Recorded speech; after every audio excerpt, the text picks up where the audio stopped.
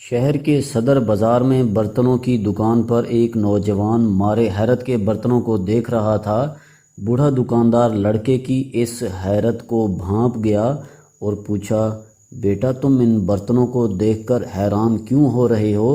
نوجوان نے کہا، بابا جی آپ کی دکان میں ہر طرح کا برتن ہے، ایک سے بڑھ کر ایک قیمتی ہے۔ میں دیکھ رہا ہوں یہاں کانچ کے رنگ برنگے برتنوں کے ساتھ ساتھ چینی کے بھی برتن ہیں، مگر مجھے انہی کے درمیان پڑے مٹی کے برتنوں پر حیرانی ہو رہی ہے کہ ان کے درمیان ان کی کیا حیثیت، انہیں کون استعمال کرنا چاہے گا، ان کی تو اب اتنی اہمیت نہیں ہے۔ بوڑھے نے مسکراتے ہوئے نوجوان کو کہا، ادھر آؤ، یہ دیکھو، یہ 3 گلاس ہیں، تینوں ایک ساتھ رکھے ہیں۔ پہلا گلاس سادہ کانچ کا، دوسرا رنگدار کانچ کا اور تیسرا گلاس مٹی کا ہے۔ بظاہر دیکھنے میں سب سے زیادہ کشش اس رنگدار کانچ کے گلاس کی اور اس کے بعد سادہ شیشے کے گلاس کی اور پھر مٹی کے گلاس کی ہے۔ کیا تم میری اس بات سے اتفاق کرتے ہو؟ نوجوان نے کہا، جی جی ایسا ہی ہے، اور میرے دل میں بھی یہی تھا۔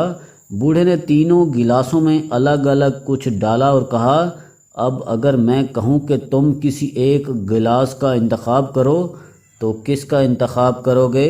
یعنی کس گلاس کا مشروب پینا چاہو گے؟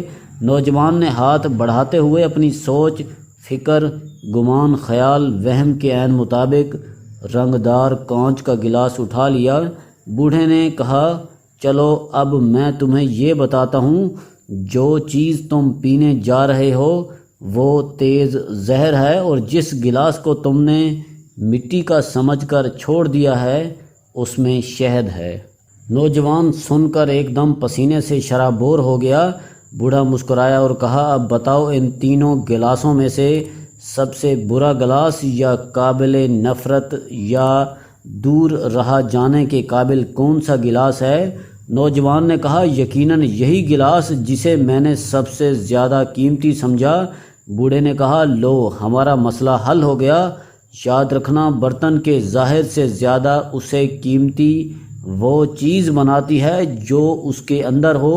ہماری زندگی کے یہی مسائل ہیں، ہم اشیاء کو ہی نہیں بلکہ انسانوں کو بھی ان کے ظاہر سے جاننا چاہتے ہیں، اور ان کے ساتھ ان کے ظاہر کی وجہ سے سلوک، رویے اور لہجے ترتیب دیتے ہیں۔ یہی نہیں، ہم سب اپنے ظاہر کو سنوارنے پر زور دیتے ہیں، ہم تعلقات بنانے اور بگاڑنے میں ظاہر کو ترجیح دیتے ہیں۔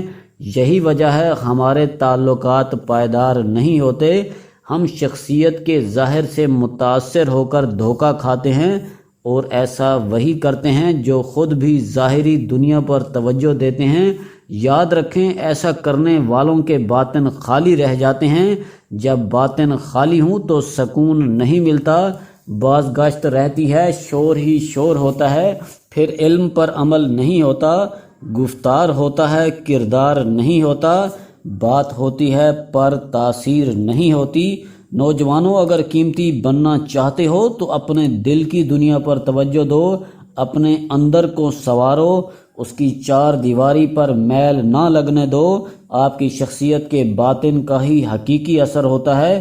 اگر ظاہر پر توجہ دیں گے تو ظاہر والے متاثر ہوں گے، اور اگر باطن پر توجہ دیں گے تو کوئی متاثر ہو یا نہ ہو، آپ کا خدا آپ سے راضی ہوگا۔